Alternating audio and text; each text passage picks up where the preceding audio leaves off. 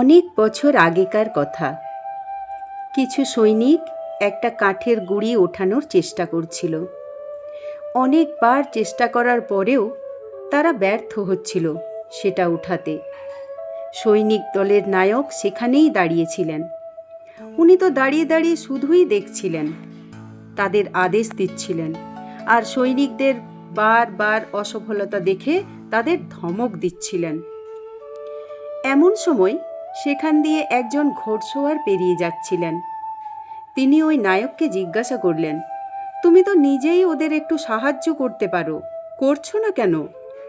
নায়ক জবাব দিলেন, আমি তো ওদের নায়ক, আমার কাজ শুধু ওদের আদেশ দেওয়া। ঘোড়সওয়ার তখনই ঘোড়া থেকে নেমে সৈনিকদের কাছে গেলেন আর তাদের গাছের গুঁড়িটা ওঠানোতে সাহায্য করলেন। গাছের গুঁড়িটি ওঠানোর জন্য কেবল আর একজনেরই সাহায্যের দরকার ছিল, যা ওই নায়ক দেননি, দিয়েছিলেন ওই ঘোড়সওয়ার। কারণ নায়ক তো শুধুই আদেশ দিচ্ছিলেন। আসলেই কি উনি নায়ক হওয়ার যোগ্য ছিলেন? নায়ক কি এরকমই হয়? ভাবার বিষয়। অন্যদিকে ওই ঘোড়সওয়ার, যিনি 1 মিনিটও দেরি করেননি, সৈনিকদের সাহায্য করার জন্য ছুটে গিয়েছিলেন। ঘোড়সওয়ার এবার ঘোড়ায় উঠে চুপচাপ ওই নায়কের কাছে গেলেন আর বললেন, পরের বার যখন তোমার সৈনিকদের সাহায্যের প্রয়োজন হবে, তখন তুমি নিজের নায়ককে ডেকে নেবে। এটা বলে ওই ঘোড়সওয়ার সেখান থেকে চলে গেলেন। জানেন ওই নায়কদের নায়ক ওই ঘোড়সওয়ার কে ছিলেন? তিনি আর কেউ নন, তিনি ছিলেন জর্জ ওয়াশিংটন। আপনার পদ এটা ঠিক করে না যে আপনি কতটা মহান, আপনার কাজ ঠিক করে যে আপনি কত মহান। চালাকি শেখা খুবই সহজ, কিন্তু আপনি ওই চালাকি দিয়ে নিজের ব্যক্তিত্বে কিছুই যোগ করতে পারবেন না। একটা অন্তঃসার শূন্য ব্যক্তিত্বওয়ালা মানুষ কেবল অজ্ঞান আর অহংকারী হয়েই থেকে যায়।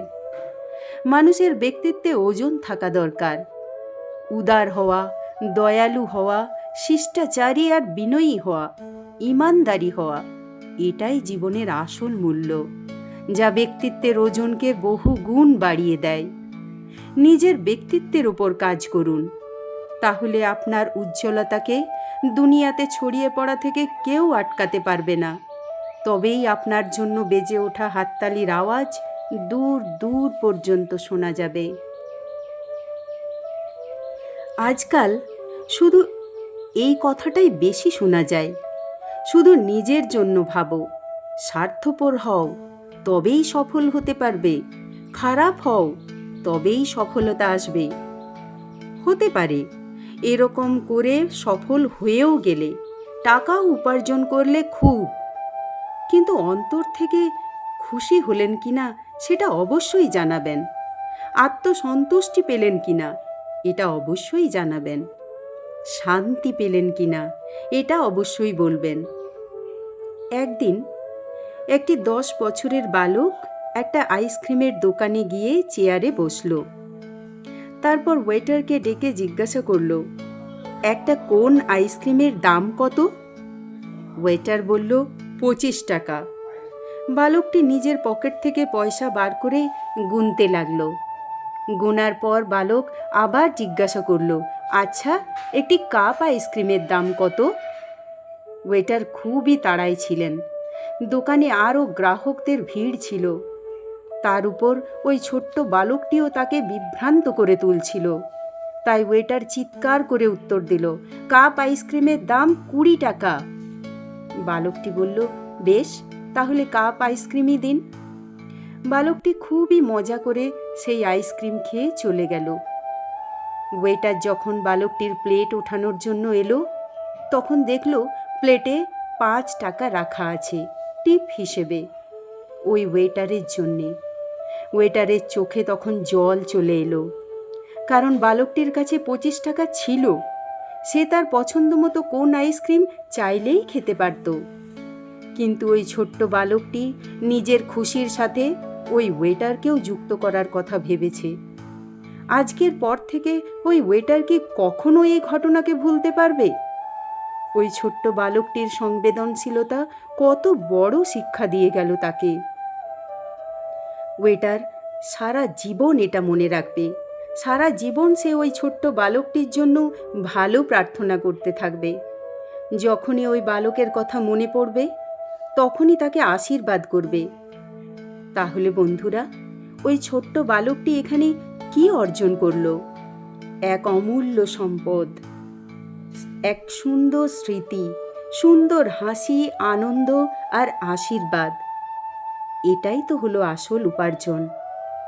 আর এটা খারাপ হয়ে, স্বার্থপর হয়ে, শুধু নিজের কথা ভেবেই পাওয়া যায় না। যদি আমাদের ভাবনাও ওই ছোট্ট বালকটির মতো হয়ে যায়, তাহলে ভাবুন পৃথিবী কত সুন্দর হয়ে উঠবে। নিজের খুশির সাথে সাথে সবার খুশির জন্য ভাববেন, তবেই আসল খুশি পাওয়া যাবে। এক ব্যক্তি, তার মৃত্যুর পর তাকে জিজ্ঞাসা করা হলো, স্বর্গে যেতে চাও না নরকে? ব্যক্তিটি জানালো, সিদ্ধান্ত নেওয়ার আগে আমাকে দুটি জায়গায় দেখতে হবে। তাই ওই ব্যক্তিকে প্রথমে নরকে নিয়ে যাওয়া হলো। সেখানে এক বিশাল বড় মেস ছিল, আর তাতে দারুণ দারুণ সুস্বাদু খাবার ছিল। কিন্তু তাও সেখানকার মানুষদের চেহারাগুলো দুর্বল আর করুণ দেখাচ্ছিল। দেখে মনে হচ্ছিল তারা যেন অনেক দিন খেতে পায়নি। সেখানে হাসি খুশির নাম পর্যন্ত ছিল না। ওখানে খাবার তো ছিল নানান রকমের আর সুস্বাদুতে ভরা, কিন্তু প্রত্যেকের হাতে 4 ফুট লম্বা কাঁটা ছুরি আর চামচ বাঁধা ছিল। ওই 4 ফুট লম্বা কাঁটা ছুরি দিয়ে কোনো মানুষ কি করে খেতে পারে? এটাই কারণ ছিল ওদের চেহারার দুর্বলতা আর অনাহারে ভরা করুণ মুখের। এবার ওই ব্যক্তিকে স্বর্গ দেখাতে নিয়ে যাওয়া হলো। সেখানেও সেই একই রকম দৃশ্য যা নরকে ছিল। বিশাল বড় মেষ, বিশাল সুন্দর সাজানো গোছানো খাবারের ভরা একটা জায়গা, দারুণ দারুণ সুস্বাদু ভরা খাবার। আর সেখানেও প্রত্যেকটি মানুষের হাতে 4 ফুটের কাঁটা চামচ বাঁধা। কিন্তু এখানে ছিল একটা মজার ব্যাপার। লোকজন নিজের হাতে বাঁধা কাঁটা চামচ দিয়ে অন্যকে খাবার খাওয়াচ্ছিল। কাছাকাছি বসে থাকা লোকজন একে অন্যকে খাবার খাওয়াতে সেখানে আনন্দেই ভরেছিল, খুশিতে ভরা ছিল, সন্তুষ্টি ভরা ছিল। সবার চেহারাই সুস্থ সবল আর চমকদার ছিল। বাস, এই ঘটনাই হচ্ছে আমাদের সংসারের ক্ষেত্রে প্রযোজ্য, আমাদের জীবনের জন্যও প্রযোজ্য। শুধুই নিজের কথা ভাববেন না, সবাইকে সাথে নিয়েই চলতে হবে। তবেই আসল খুশি আসবে, আসল আনন্দ লাভ হবে, আসল সন্তুষ্টি পাওয়া যাবে।